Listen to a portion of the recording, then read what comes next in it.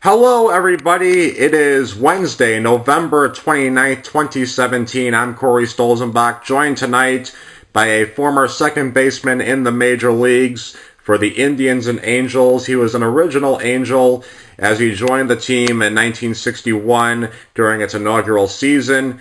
He hit 17 home runs in 1962 and was an All-Star in both games and started both games too at second base. He played in the majors between 1958 and 1965, and he hit 28 career home runs. The Angels, they finished in third place in the American League in 1962, large in part to this man. It is Billy Moran. And Billy, happy belated birthday. You were born in Montgomery, Alabama. What was life like being born in Montgomery? Well, I was born to my family all worked in the cotton mill there. My father and mother in Montgomery, Alabama, and that was. But my dad, he was from the time I was able to walk, almost he was teaching me how to play baseball. He played kind of semi-pro baseball. He was a pitcher for the cotton mill there, and he had me working out every day. He'd come home from work and we'd go out and he'd throw me balls one way or the other, ground balls and so forth, and then we go take batting practice, and the first time I was like 5 years old, and I warmed him up before he started one of the games there in the semi-pro league. But it was a wonderful time, and we moved to Atlanta and when I was 11 years old, and most of my career was done here in Atlanta. It was. How long were you in Atlanta? Because I understand you went to Russell County High School in Alabama. No, I went to Russell High School in East Point, Georgia, which is a suburb of Atlanta, and I played all sports there. God blessed me with a lot of athletic ability, I guess. But anyway, I was all-state basketball player and all-state football player, and I got a scholarship to Auburn to play football. And before I could use it, Cleveland came along and gave me $40,000 to sign in 1952 with Cleveland as a professional player. And at that time, if you were a professional, you could not play in college sports. So I didn't get to play in college, but I did go to Georgia Tech and graduated there in 1961 or 2. So that 11 years worth anyway. Yes, you did go to Georgia Tech, and we'll talk more about that later. I know that you owned an insurance agency and you majored in industrial management at Georgia Tech, and we'll talk more about that later, Billy. So, okay, man. What kind of what was your high school experience, baseball experience like? You know, what kind of positions did you play? How long were you on the team? I stand corrected on getting your high school wrong. I do stand corrected on that. That's my mistake. Yeah. But what were some of your experiences like, and how did Cleveland find you? Well, I was played shortstop. Always played shortstop, and I could always catch the ball and throw it pretty well. But then, while I was in high school, I was playing with a semi-pro team that called Atlantic Steel Company there in Atlanta, and we won the Atlanta area amateur baseball tournaments there, and went to Ohio, to Akron, I believe it was. We went up there and played, and I was like between a junior and a senior in high school. And I hit a couple of home runs and had a good series. We didn't win it, but we were there, and that's where Cleveland picked me up, I think, yes. How tough was it turning down that scholarship from Auburn? Well, the reason, I'm sorry sorry. State the question again, Bud, please. Sure. How tough was it for you to turn down that football scholarship from Auburn? Because that's a major football program, a Division I school. How tough was it to turn that down? Well, Cleveland came along before I went over to Auburn. They came along right before that and offered me a $40,000 bonus. And of course, my folks, gosh, they never made over $300 a month in those days, and $40,000 was a lot of money. And so, because I had then been professional at that time, you couldn't play both ways. So, and I didn't go, and sometimes I kind of regret it, but at the end, I had a wonderful time playing professional baseball, which I did for 15 years, really. 2 years I was in the military. And but I had a great time playing professional baseball. Never made a heck of a lot of money, but always did very well. Yes, I do appreciate you for your service. We'll get to that later. You were in the Army in 1955 and 1956. Were there any other major league teams that were interested in you, or was it just the Indians?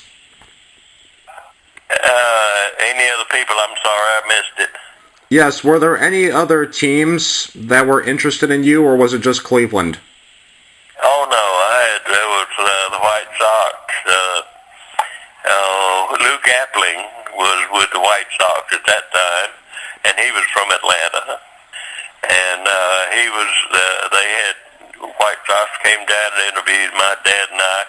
My dad was wound up being my agent, you'd call him today.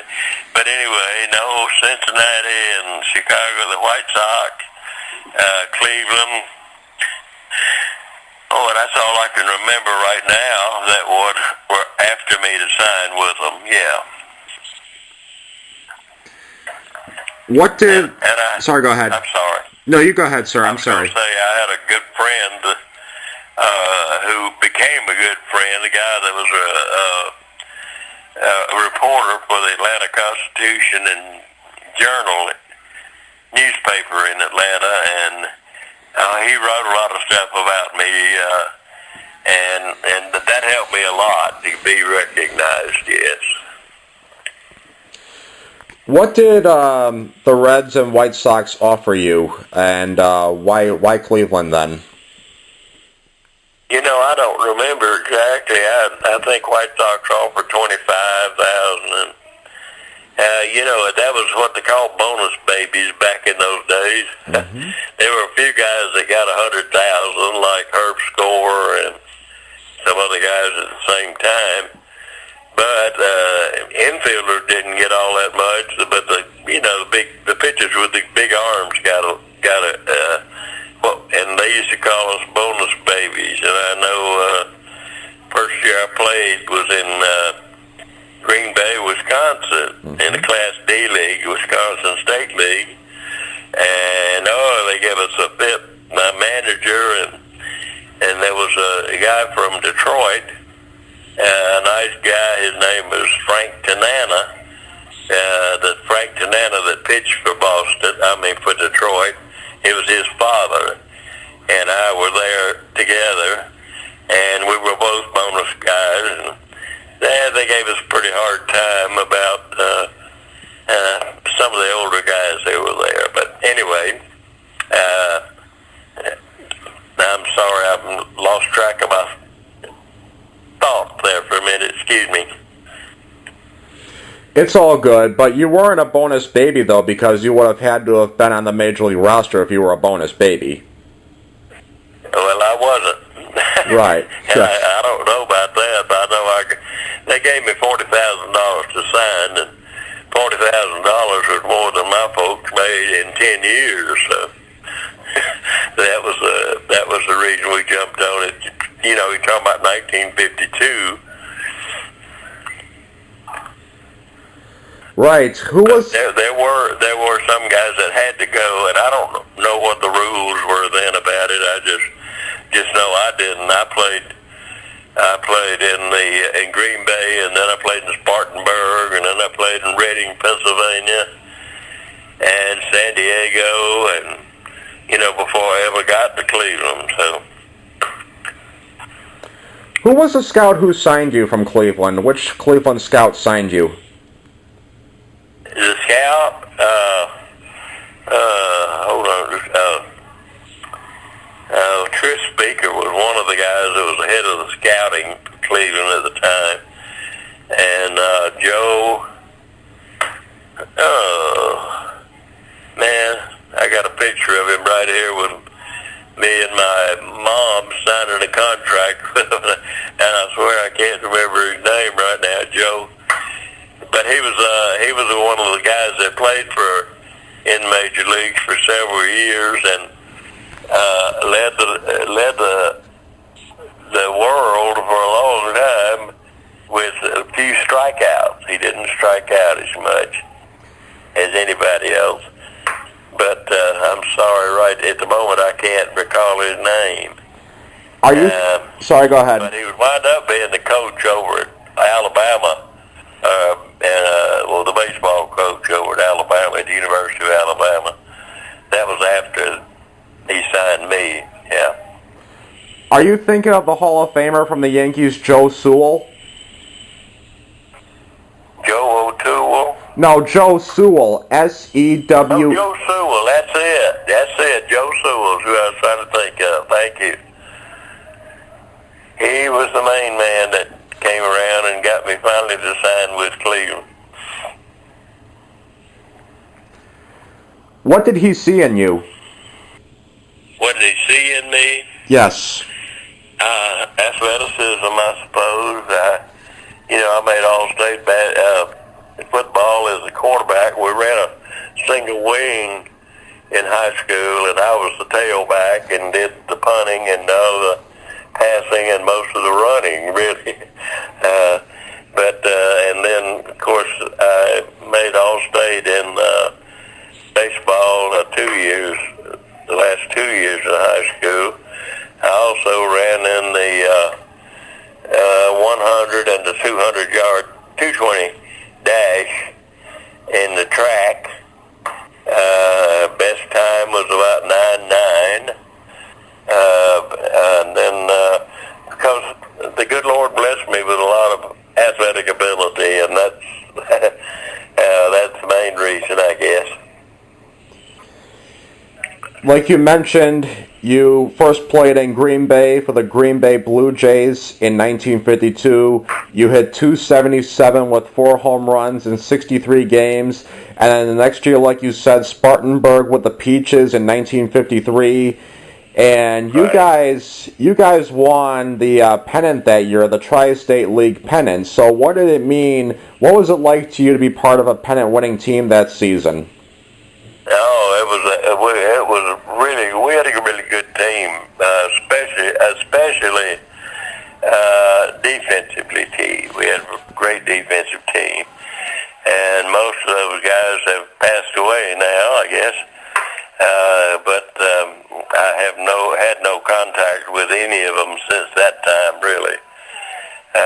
And then, of course, the next year I went to that was a Class B league, and next year I went to Reading, Pennsylvania, for the Class A league. Yeah, that was the way we used to do it. Very few guys like Mantle and those guys would jump right into the major league. You had to serve your time in the minor leagues first. So. Yes, and serve you did. And in 1953, you hit .285 with 8 homers in 88 games. But in Reading in 1954, in 133 games, you hit 4 home runs, you hit .242, you had a .332 slugging percentage, and a .296 on-base percentage. What do you think the reason was that your numbers had a drop-off in 1954 in Reading? Well, it was a pitcher's league. That's what they used to call it. They all of the main major league teams had sent their best pitchers into that Eastern League, and it was a tough tough league to hit in for everybody, really, you know. But that's the only thing I can think of. Of course, I know you're going to follow up with going to San Diego and that, but I've got a. I don't know. It was a hard league to hit in for me, anyway. Well, the next 2 years you would be in the Army in 1955 and 1956, and you did play baseball there too when you were in Fort McPherson. And before we get into your time playing baseball in the Army with the likes of Vinegar Ben Mazzell and Steve Korchak, were you drafted into the Army? Did you enlist? And what were your responsibilities when you served in the Army? Well, I really didn't have that much authority for anything. I wound up as a special second class, I guess. And as far as the Army was concerned, I'll tell everybody I fought the Battle of Fort McPherson, which is an Army post there in Atlanta, and which was only like 2 miles from my parents' home. And but the general there was that was the headquarters for the Third Army. And whenever a major league player or a professional player really came into the Army, in the Third Army, he would bring them into Fort Mac, and we would have seasons like, you know, you win 90 and lost 2. The competition was not that good, but anyway, I served 2 years there, and so as far as baseball, we had the team we had Norm Seaburn, the Yankee in Kansas City, Norm Seaburn, and he played in the outfield. We had Frank Bowling was the second baseman for us, and I played shortstop. We had a couple of AAA players that played in the other outfield positions, and so we were kind of loaded up. The general there, like the Third Army general, liked baseball, and so everybody that came in that had some credentials, they would go to Fort Mac and play. So, but the you know, the competition just wasn't that good, and I'm sure you lose a little edge while you're in there. And of course, the big cost to me was that I went in and when I was 21 and didn't get out till I was 24 or 23, and that was. You know, all athletics are mostly young men's games, and that was 2 years I really was proud to serve, but it didn't help me a bit with my professional career. But going back to what I asked earlier, did you volunteer or were you drafted? I was drafted. I was in Georgia Tech and flunked out. And my sophomore year, and I was drafted into the Army. I spent 16 weeks in the basic training, and just before leaving to go to Germany to serve, the general called me over to Fort McPherson in Atlanta. So, and I stayed there for both years. So, nothing that heroic about what I did anyway. So let me get this straight. You also took classes at Georgia Tech during your time in the minor leagues, is that correct? And while I was in the Army too, I was stationed there in Atlanta, so I went to Tech at night and made up for I flunked out with engineering physics and engineering calculus, and went back and made those up while I was in the Army. And then after that, I went, like a quarter at a time, and I could play like the winter quarter. And finally finished in 1962 or 3, something like that. And it took me 11 years. I started in 52, and it took me 11 years to finish, but I finally got through there. Oh, they kicked me out, I'm not sure.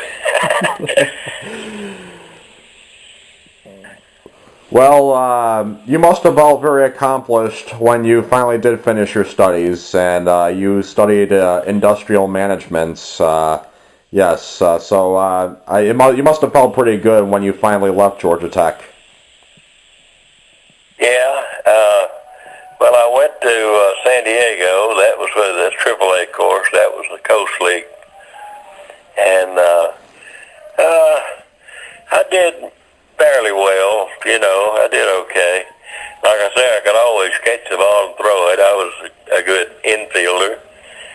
But I did have a little trouble out there hitting. And I think the last year that I was there, let's see, I went there in, what was it, 57? Yeah.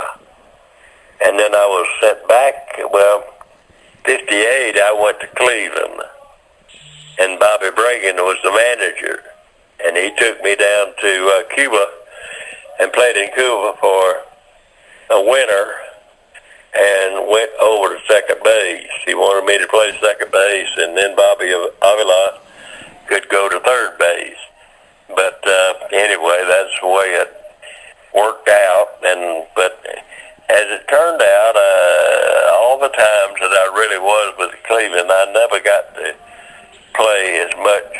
I'm more of an everyday player. I'm not a good come in and back up somebody player. Don't play for a couple of weeks, then you come in and play infield for somebody, or you pinch hit or something. But I was always a better everyday player, but didn't seem to work out that way at Cleveland. And Bobby was fired about, a month or two into the season, so he was only the manager there for a couple of months, and Joe Gordon took over. And Joe helped me a lot with my hitting, and then in '59, I went back to Cleveland in spring training, but during spring training they recruited or bought Billy Martin from the Yankees, and so obviously he went to second base, and I went back to San Diego. And then in the middle of the year in '59, he got hit in the face with a pitch ball, and I went back up to Cleveland to help him out there. And I don't know, things didn't go that well, especially for the hitting. I could still catch the ball, but anyway, so I don't want to get ahead of you, but anyway, that's up to '59. That's the way things were, and I just didn't get to play that much. And I don't know, even after they gave me all that money one time, I thought I was rich, but of course I wasn't, but I was okay. Certainly a lot of information there, yes, and, the next couple of years would be maybe some tough times until you got to the Angels in '61. But how long did it take you to learn second base, and what was the name of the team that you played for in Cuba? Well, I played, 1960? Yeah, 1960. Yeah, I was playing at Toronto, and Sparky Anderson was the second baseman, and I was the shortstop. And we won that International League pennant like by 16 games or something. We ran away with it because we had a great defensive team and good pitching, which I have a hard time remembering all the names now. Time passes. But I remember one, which is kind of colorful. His name was Riverboat Smith. He was a left-handed pitcher. He had a good year there. And then there was Al Seacott, who was, his dad pitched for Detroit. I think it was Detroit. But he was pitching for us. he had the best year of all. He had under a 1 point earned run average, and for the year.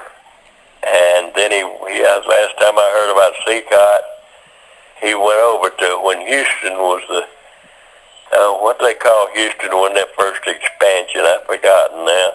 But anyway, he went over there and never really got on track. And then the last time I heard about him, he had committed suicide like his dad had done years before. So that was very sad. But anyways, we won the pennant there by about 16, 17 games. I forgot. But anyway, Cleveland sent me back to Toronto, and I was going to quit at the end of that season, but the end of the 63 season. No, not 63. I'm getting off the 60 season. But I told them if they would sell my contract to Toronto, and that way I could go to another team, because, with the old contracts we had, if you wanted to become a free agent, you had to stay out of professional baseball for 5 years, which is a ridiculous thing. And Kurt Flood took that all the way to the Supreme Court, I believe, and had that kicked out of the contract. But, so you didn't have much choice, but if you could go, they'd sell your contract to some other team, then they could then trade you around to some of the other major league teams. And that's what I did. Jack Kent Cook was the owner of the Toronto Maple Leafs at that time. And he bought my contract from Cleveland. And so we did okay. We did a good job of winning in that year. But then 1961 came around, and I was sent back to Toronto under the guys that he bought my contract. And then in 61, in June, I was traded to the Los Angeles Angels. And they had already I was playing shortstop still, and I made the National League All-Star team as a shortstop, but didn't get to play in the league, in the game itself, because I was traded to the Angels before the game was played.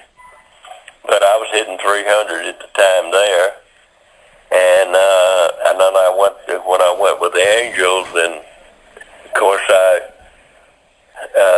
had some funny experiences there too. That first year I was with them, but it was like I say, I play better if I play every day.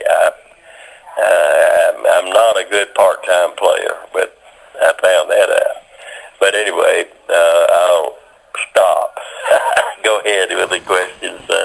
Well, first of all, they were called the Houston Colt 45s when they started. They were the Houston Colt 45s?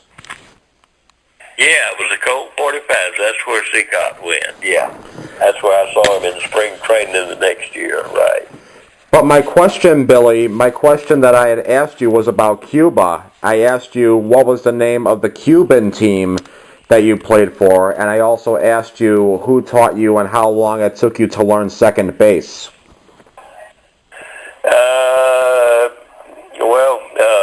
Bobby Bragan was the manager and moved me over to second base. Like I say, he was planning on taking Bobby Avila, who was a Cleveland second baseman, and moving him to third. And Bobby was getting a little older too. But the team I played for down there was Almond Daughters. And we had rode to the park every time we played. We always rode, and Brooks Robinson and I rode together. The greatest third baseman ever played, as far as I'm concerned. But we used to ride to the ballpark together. It was fun. I had two little youngers at that time. One was like 6 weeks old, and the other was a year old or so. And they put us up very well, paid very well. I thought at that time the $1,000 a month was pretty good pay, and it was a lovely winter time, and it was just before Castro came in. He had they'd been doing a little damage here and there in Havana, but we never ran into any real problems with it. But in the spring is when he come in and took over Cuba. That spring, when I was back home by then. Yes, there was that Cuban Revolution in 1959 when Batista was overthrown, and then Castro assumed power for all those decades. And like you said, you were back in San Diego. You know, I'm sorry. Say again, honey. I didn't hear you good. That's okay. You spent 11 games in the majors in '59, like you said. Most of it, what? 11 games in the major leagues in 1959, but most of it was in San Diego. And like you said, you were in the International League in Toronto in 1960. You said that you thought about quitting, and I'd like to ask you, what made you not want to quit, and how concerned were you if you'd ever see the majors again? Oh, well, I quit a couple of times. I was going to, but I did. When I got with the Angels, everything kind of turned around, and I had a good year with the Angels. And about 2 weeks before the season was over in '61, I hurt my back real bad and stayed in the hospital for like two weeks in traction because I just couldn't get it done. And then that whole winter, I had trouble with my back and went spring training in '62. Was still having trouble. We had a trainer, a guy by the name of Freddie Frederico, who was an ex-prize fighter, by the way. Good guy, but he was our trainer, and he put me on did some chiropractic type work on my lower back, and then got me to do reverse sit-ups off of a training table. And in about a week or 10 days, it was all gone, and that was the year I made, '62 was the year I made the All Star team, had the best year ever.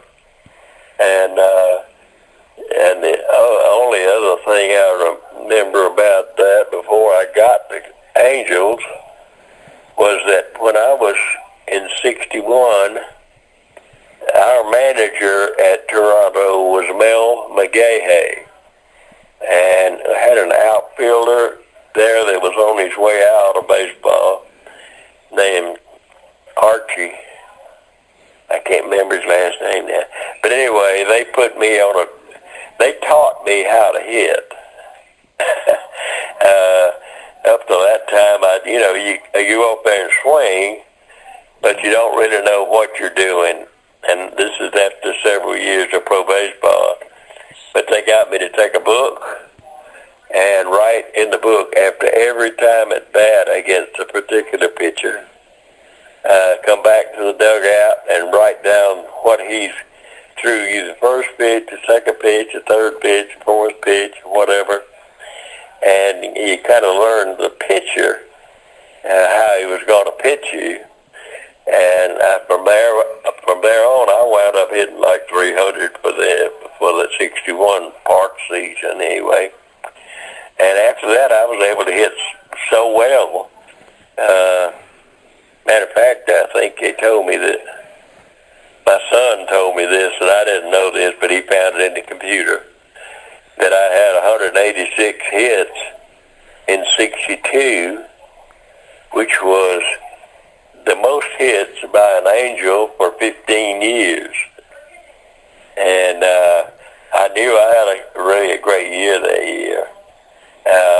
And then the next year, in '63, I had an equally good year. I hit second the whole time, and Albie Pearson was leading off from us, and little Albie was on base a lot. He's a great athlete and a great hitter himself, and was like small of stature, like 5'6" or somewhere in that area. And he got on base a lot, and I was hitting second, so gave up a lot of at-bats by having to hit and run a lot with him, and some bunting he had to do. And my job was just to move the guy up to second base or get him to third base. That was the second hitter's job. And the third and fourth and fifth hitters all got the RBIs. But I did have 74 RBIs that year, even hitting in second position. So, and I was elected to be the MVP for the Angels in '62. So I had a really great year and enjoyed every minute of it. Yeah. Yes, you said, like you talked about, McGahey was your manager in Toronto, and like you said, you hit 300, and they taught you how to hit. And the year before was you hit 242, and Johnny Lippin and Tim Thompson, two former major leaguers during that time in the 50s, they managed Toronto before that. What made McGahey different as a manager versus the other guys you played for in Toronto? Well, Mel and I got along. Of course, I got along with everybody. I was not a rabble-rouser of any kind. Too laid back, as a matter of fact, now to look back. But Mel just decided that I was playing shortstop so well that I needed to improve my hitting. And so him and this other guy, the outfielder that was coming down from he'd been playing with the Dodgers some, and came down, and he was going out of baseball, really. It was about his last year. And all of a sudden, he just kind of took me under his wing and taught me how to hit the ball to the off field, and how to handle a bat a little better than I did. And but anyway, it made a whole world of difference, as you can tell from previous years, through 61 and right through the end of my career. I did okay hitting. Yes, you did. And, how did you find out the news that you were going to be sent to the Angels?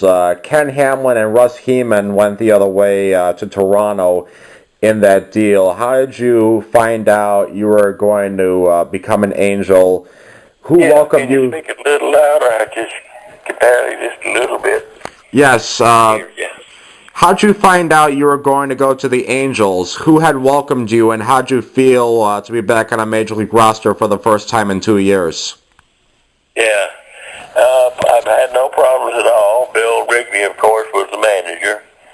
And right away I was second baseman, and it worked out pretty good. It was a funny thing, though, I've forgotten the guy's name that was a sports writer from San Diego, and he came up to me near the end of the season, and he said, "What's with you and Wrigley?" I said, "What do you mean?" He said, "Well, every time," and this is a true story, every time I would come to bat with a man in scoring position, he would pinch hit. And I had always been a pretty good clutch hitter. But anyway, he would pinch hit for me. They had Kazuski and Bilko and those guys on the bench, so I guess that was the reason. But anyway,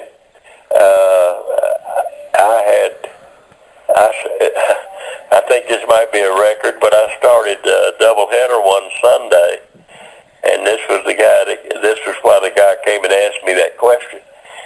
I started both games and never went to bat, which is kind of weird, The first time up, somebody's on second base in scoring position, and they pinch hit for me. So in '61, I didn't have a whole lot of RBIs for the time I played. But 62, he never pinch hit once for me. It was kind of strange. But, you know, things get kind of strange in professional ball of any kind, I guess. Yes, you had 22 RBIs. What was it like being part of the Angels' first year of existence? Hello? Yes. You, the 22 RBIs in 61, and what was it like to be part of the Angels in their inaugural season? Oh, it was, I just was thrilled to death to be over there. First of all, I was glad I got away from Cleveland, because obviously nobody had any confidence in me to play, I guess. But I was just happy to be there, and we had a good defensive team. We had Joe Coppy. I don't know if you remember Joe Coppy or not, but Coppy, Koppe. And he was the shortstop, and I was the second baseman, and we worked really well together. And I led the league in putouts that year and had right around 100 double plays in 61. So Joe and I played together good, and I enjoyed playing for Rigby. He let you play your game. He didn't try to, switch you around to make a part-time player or something out of you. And, of course, then in 62, I think I played 160 games at second base. And one of the reasons why I did so well. But anyway, I was well accepted by the older guys, and I don't know, maybe some guys might not have been happy that I was there and they weren't, but I couldn't do nothing about that. So. Why do you think Cleveland didn't believe in you, and why do you think Cleveland didn't give you enough playing time? Well, my connection must be terrible, buddy. I'm apologizing to you, but it kind of fades out on me. Why do you think Cleveland did not give you enough playing time? Why do you think they didn't believe in you? I've been trying to figure that out for a long time, and I had a good year in 62 and a good year in 63, and then I got traded back to Cleveland, and I had averaged 175 hits over the last 2 years. 63, I led the league in putouts and assists, and had right around 100 double plays. And they traded me from the Angels over to back to Cleveland, and I didn't get to play. And I asked them, I said, what's the story? They didn't have a second baseman at all. I mean, they were playing the outfielders at second base and all that stuff. And I just don't know. I know that I was ready to give it up then when I got over there and didn't play. But I had to go back in 1965. I like 15 days being on the vested in the pension plan. So I went back over there, and for the whole year at Cleveland in 65, I went to bat 25 times. And 62 and 63, I was going to bat 640 times or something, but I just never got a chance to play for Bertie Tebbets or for Gabe Paul. And I finally found out, I guess, that they weren't very good at their jobs because they never won anything anyway. Even with Cincinnati, they had to wait till Sparky got there to win. And that's a terrible thing to say, but it is true. I don't know why. I have no idea. Still don't. All right, Billy Moran, thank you once again for joining me this morning. Let's pick up where we left off. In 1962, we're talking about The first All-Star game was in Washington, D.C. You went 0 for 2 against Don Drysdale, but then you faced Bob Perkey in the bottom of the sixth. Rich Rollins was on base with no outs. What was your strategy against Bob Perkey, and how were you able to get a hit against him by singling to left center? I don't know. It's not kind of hard to say. I was really excited about Court being in the All-Star game and being elected by the. Fortunately, I was elected by the players and not the public, as happened in some years. But anyway, Perky, I don't know. I'm sorry, I didn't remember which pitcher I got the hit off of. But I was, gosh, I was so nervous I didn't remember. And there I was on the field with Mickey Mantle and Roger Maris and Yogi Berra and all those famous names, and I wondered what the hell I was doing there. But there I was having a good year. But I don't know if I can answer that question directly for you, bud.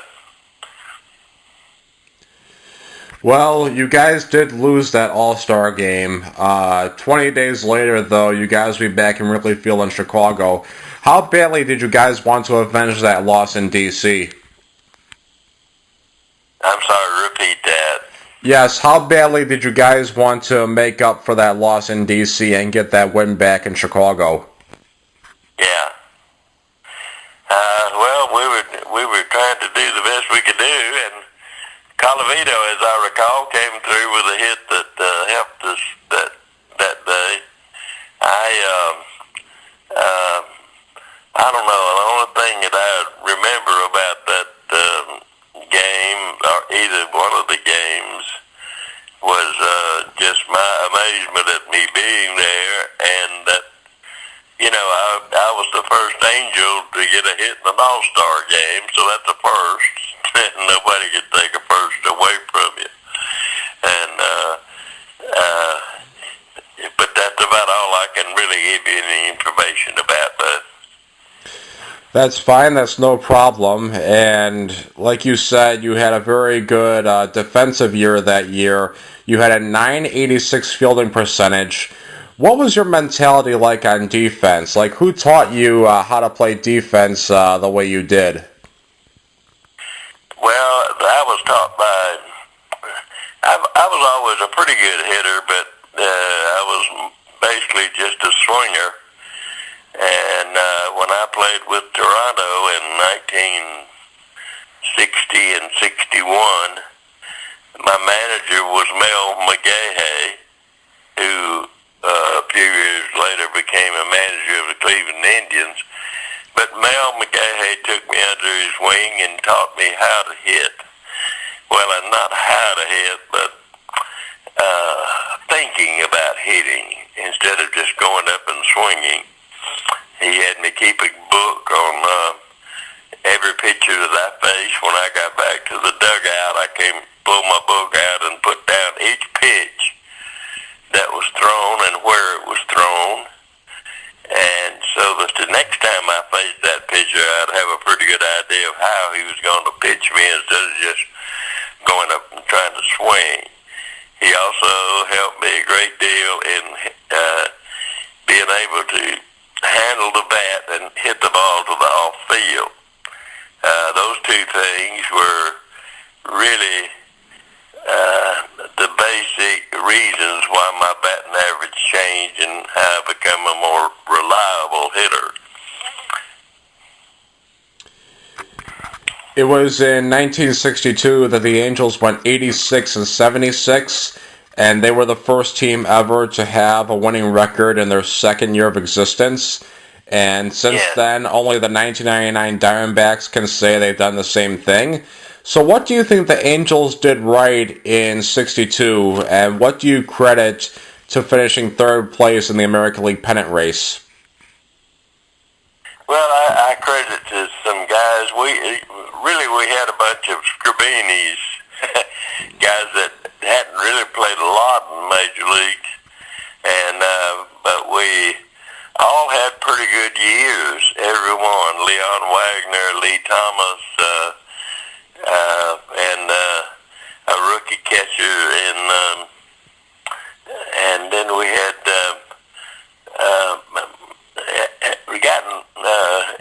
and had a pretty good bench that played for us. But we just all of a sudden had an exceptionally good year, had good pitching, and we played defense very well. But of course, it was we almost won the thing. We went into New York Yankees right at the end of the year and won a couple of games from them, which was not expected. And then we went into Minnesota. They were both, Minnesota and New York were both vying for first place at that time. And we won more than half of the games in Minnesota when we get there. So we wound up we were 2 or 3 weeks out of the end of the year, and we were like 2.5 games or so out of first place, and everybody was amazed and shocked. But it was just a bunch of guys that knew how to play the game, and of course in those days the game was played so differently than it is now. But we just all gelled at one time and really became a pretty good team. 63, we kind of fell off. We had a couple of guys that had very good years in 62, and in 63 they didn't have as good a year, so we fell back a little bit that year in 63. But 62 was an amazing year. We had an amazing owner in Gene Autry and Bob Reynolds and Leonard Firestone. Great people, and they really enjoyed the game, and they enjoyed being with the players. But anyway, I don't know. It was just one of those things that we happened to get together a pretty good defensive team, and it came up very well. I thought in 62. I thought at one place we might have a chance to win it, but of course that didn't come about. So I don't know how to answer that question other than that, buddy. That rookie catcher you were talking about was Buck Rogers, Bob Rogers, absolutely. Yes, he finished in second place in the Rookie of the Year voting that year, and Tom Tresh of the Yankees won that award. And like you said, the Yankees won the pennant and the World Series that year. They were the team back then, the 50s and 60s, no doubt. And you talked about 63. Yeah, you guys won 70 and 91. And your own numbers actually were on the decline that year, too. What do you think the biggest reason was that your own numbers maybe took a tumble in 63? Oh, I don't know. They didn't tumble so bad. I averaged 175 hits in both years. If I add both years' hits together, I averaged 175 hits for the 2 years, and I really didn't have a bad year. But there were a couple of guys that really had great years in 62 that did not have that good years in 63, and so we just didn't mesh together very well. But I thought, in 63 I led the league in put outs and assists and had about 100 double plays at second base, and didn't do that bad with the bat. I was still batting second a lot, but then Rigney got me to change somewhat later on in the season when we weren't getting any run production. And he had me in third and fifth and fourth and around and about. So we just weren't getting any fly balls with man on third and less than 2 outs. And so he was trying to let me help with that. But that wasn't the kind of hitter. I was not a home run hitter. I was a line drive, ground ball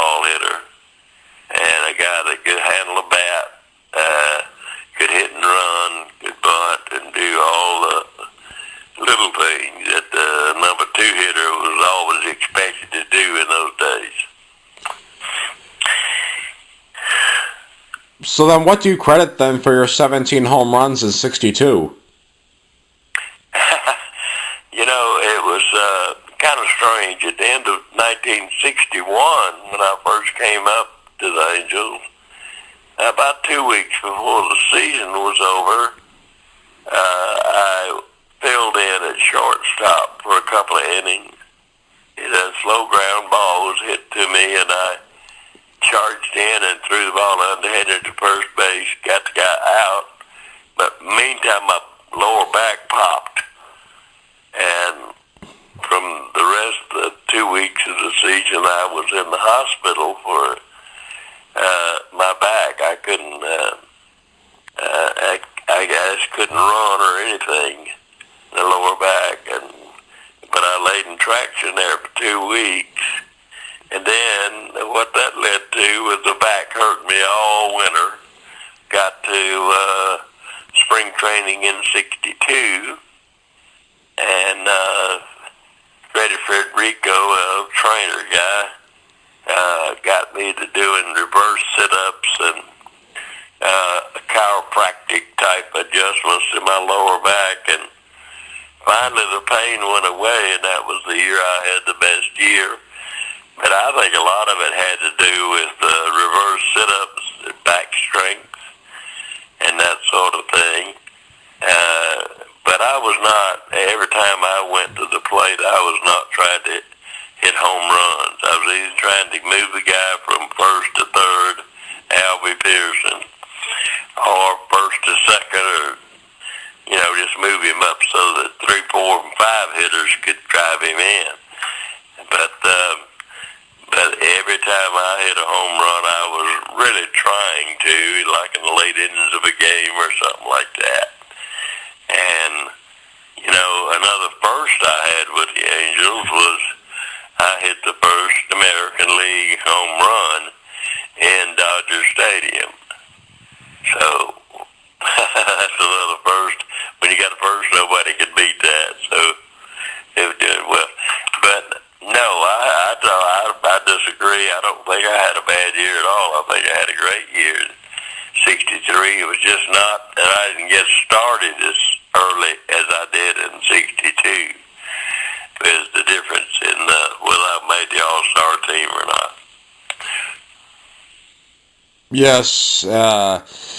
Yes, and but your numbers weren't as big as they were in 62, but in 1964, we talked about the trade back to Cleveland, and Bobby Knopp took over for you at second base, and so how tough was it to be traded back to Cleveland for you?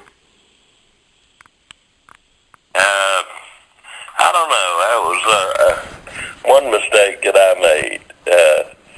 Was it in spring training of 64? Rickney came to me and wanted to know if they said they had a kid in Hawaii, which was Knopp, of course, and they wanted to know if I could move to third base from second base, and I had never played third base before. But anyway, I told him if, one of those rah-rah, I told him that, of course, at the time I didn't realize the statistics I had in 63.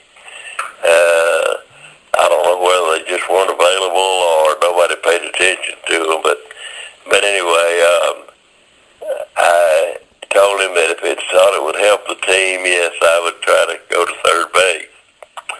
And that was a big mistake, because if I'd known that I led the league in put outs and assists at second base and had about 100 double plays, I would have asked the question, why do you want to replace me?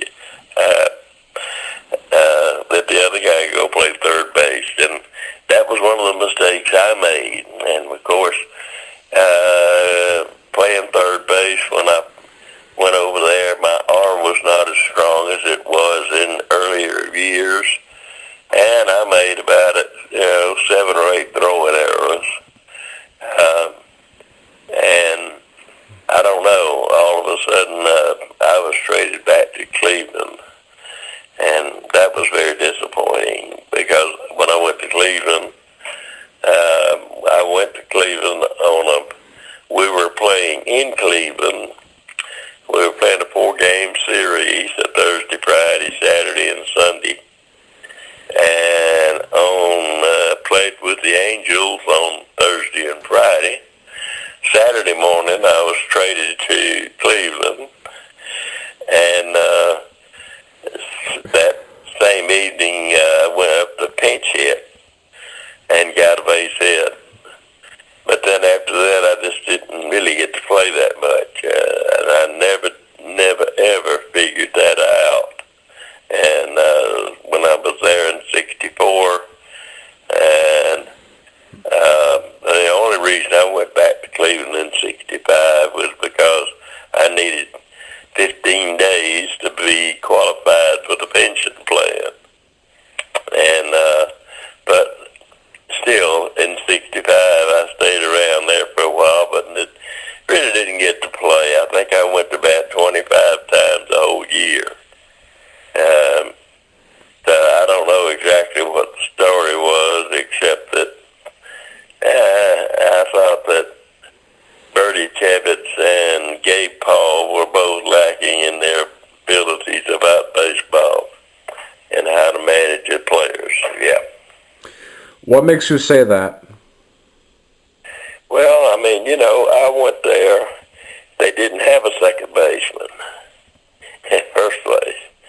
And I came off 2 good years and, averaged 175 hits and led the league and played a very good second base for the Angels. I go over there, they don't have a second baseman. They're playing Chuck Hinton at an outfielder at second base. They're playing a little kid from Panama, Chico Simone, at second base. And I just didn't do anything. And I just,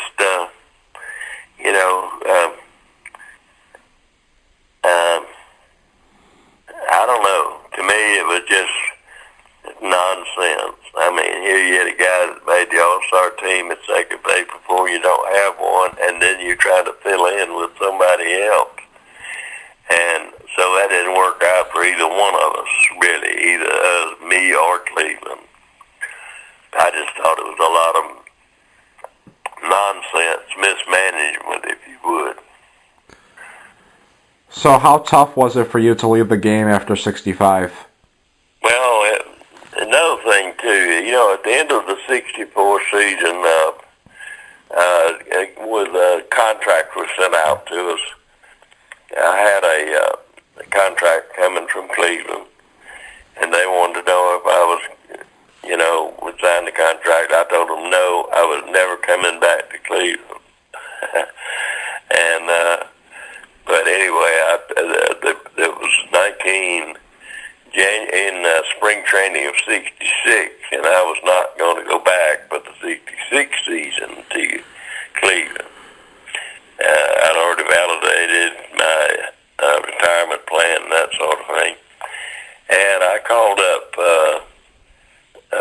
Mr. McHale, who was the general manager for the Braves, and the Braves were just moving to Atlanta from Milwaukee, and I was living in Atlanta, and I called him and asked him, because I had just gone into the insurance business, to see if he needed a backup player or a sub-utility player or whatever. Would he be interested in me? And he said yes, he would be, because he had a couple of guys that were just going out too. But anyway, I called Gabe Paul and asked him what he would, the general manager for Cleveland, asked him what he would take for me to be moved to another team. And he said he'd take the waiver price. Well, at that time, the waiver price was $25,000. So I called McHale back and asked him if he would be interested. He said he sure would, and he called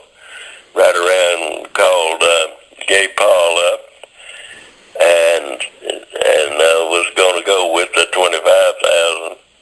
And and he called, Mr. McHale called me back the next day, and he said, "Hey, Bill, I thought you said he did $25,000 waiver price." I said, "That's what the guy told me." He said, "Well, he does, and he wants a starting left-handed pitcher that we have with the Braves and a left-handed pitcher out of minor leagues." And he said, "We can't do that." And so I understood that. I called Mr. Gabe Paul again and asked him what was going on. And he said, "Well, they just didn't want to give an apple for an orchard or some kind of adage of that sort." And I told him, I said, "Well, you don't understand. You're not getting anything because I am not coming back to Cleveland, period."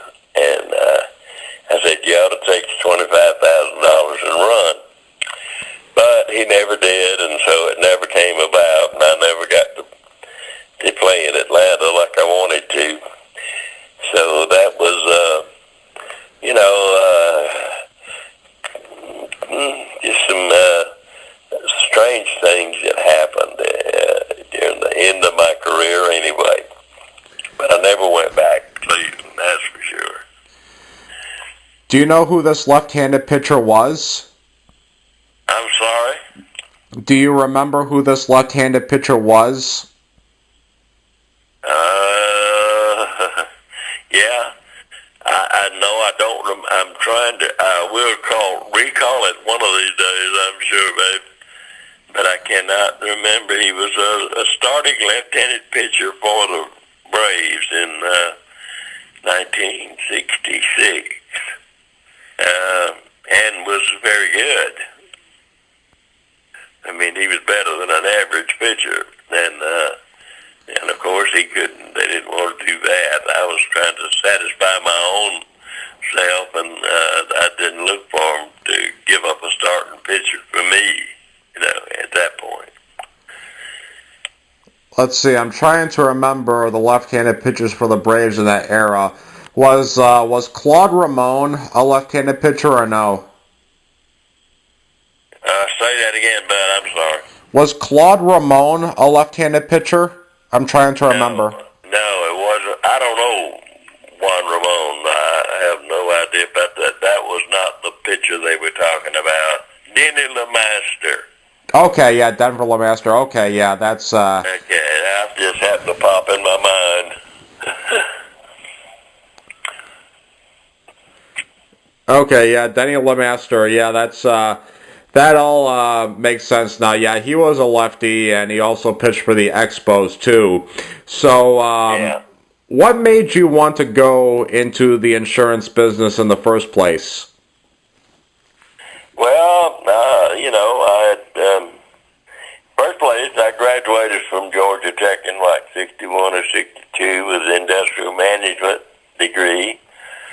And all I had done up until that point, which I was around 30 years old at this time, was play baseball and other stuff, and really didn't have any kind of experience in the work, everyday working thing.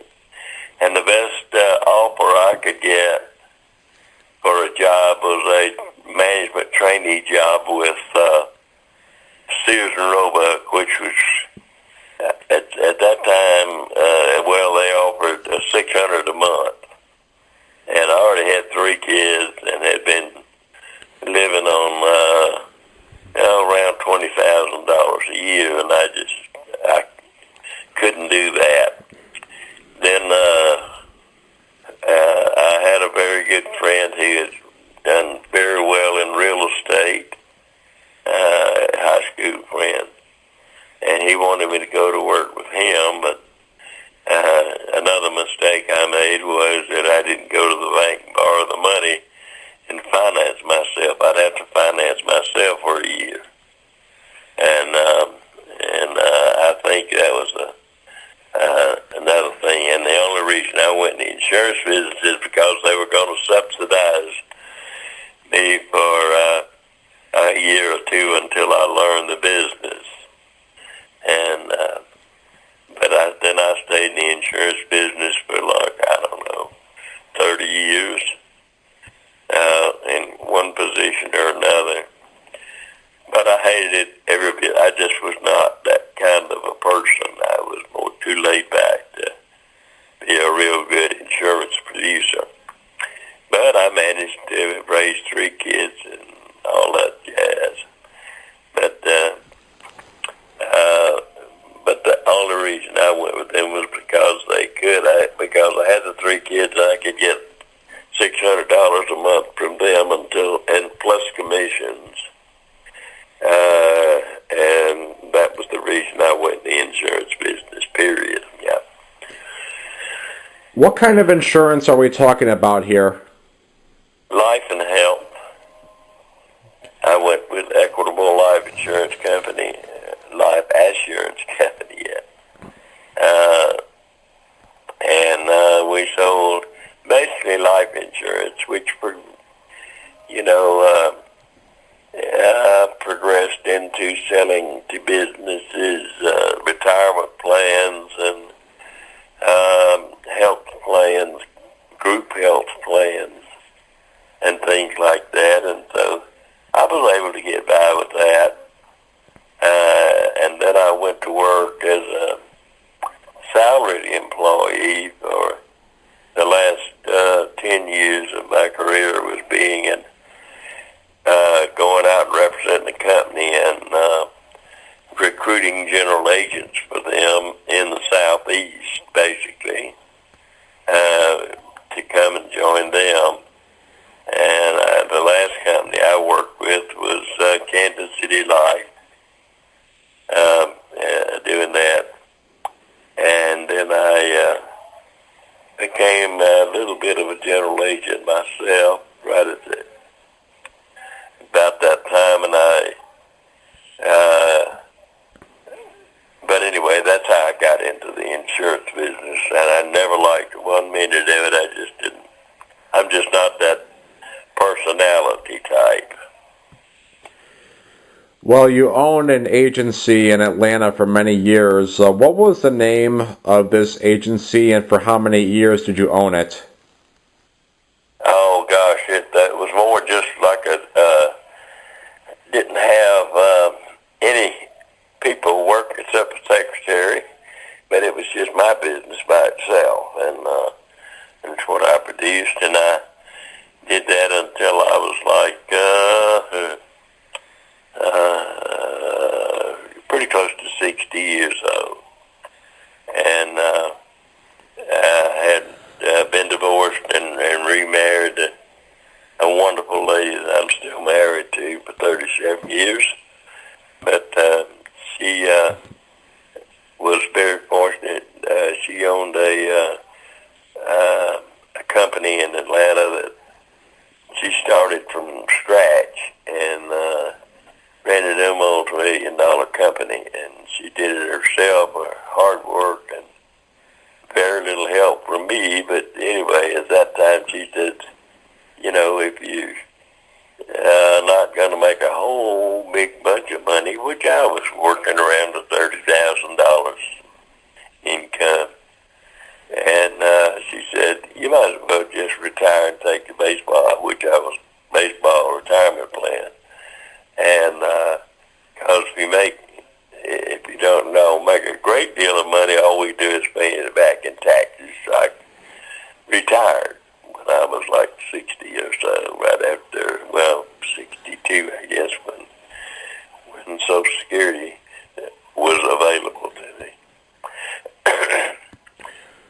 But what was the name of the company that you guys owned?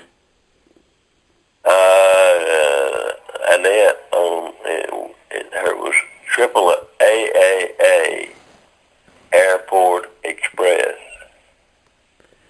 in Atlanta. It was a company that Annette, my wife, started, and was a shuttle service running 12, 13 vans back and forth to the Atlanta airport from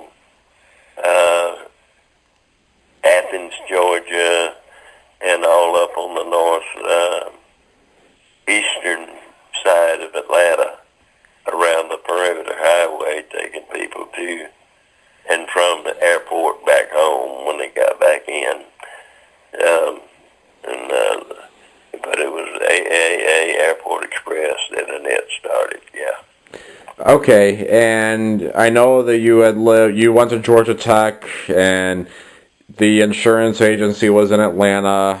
You lived in Tyrone, Georgia, Peachtree City. What brought you to Georgia and Georgia Tech in the first place? Like, where did the connection to Georgia begin? Oh, well, when I was 11 years old, my folks moved to Atlanta, and I was like in the 5th grade or something. But anyway, they moved to Atlanta and had jobs waiting for them when they got there. Both of my parents always worked. But anyway, I kind of lost my train of thought there. But anyway, that's how I got to Atlanta, and, you know, all the athletic stuff that had happened to me through high school, all happened in Atlanta, you know, in East Point, Georgia, which is a suburb of Atlanta. Yes, and now you live in Rotunda, West Florida. And how long have you been there? Almost 20 years. What do you do now that you're retired? Well, like the guy says, really nothing. Don't start that till about 1 o'clock. You don't start what till about 1 o'clock? I'm sorry, repeat that again. It's an old joke. Anyway, I said, what do? I do nothing and don't start that until about 1 o'clock. Oh, okay. That's pretty good. That's pretty good. So my last question to you, Billy, is how would you like to be remembered? Oh, I want to be remembered as a professional baseball player as being one that was good at what he did, and that he worked hard at what he was trying to do, and that he got along with all of his teammates and opponents as well. Just one good guy, and I don't want to be anything else more than that, than just one of the people that you do not mind meeting or talking with or whatever. But no, I'm very thankful. My life has been really blessed, you know, with the talent that I was given and the opportunities to use that talent. And also with my three sons are guys that any father would be proud to be their father. My two ladies that I've been married to are just both exceptional women, and we've always had good times together. But of course, the good times are getting kind of few and far between now because I have a little mobility problems, having to use a walker to get around and all that jazz. But I just want to, you know, be remembered as someone who worked hard to get what he got out of life. Well, that's a tremendous attitude to have, and thank you, Billy Moran. You've been an exceptional guest, and thank you to you, the listeners. Until next time, I am Corey Stolzenbach. Take care, everybody.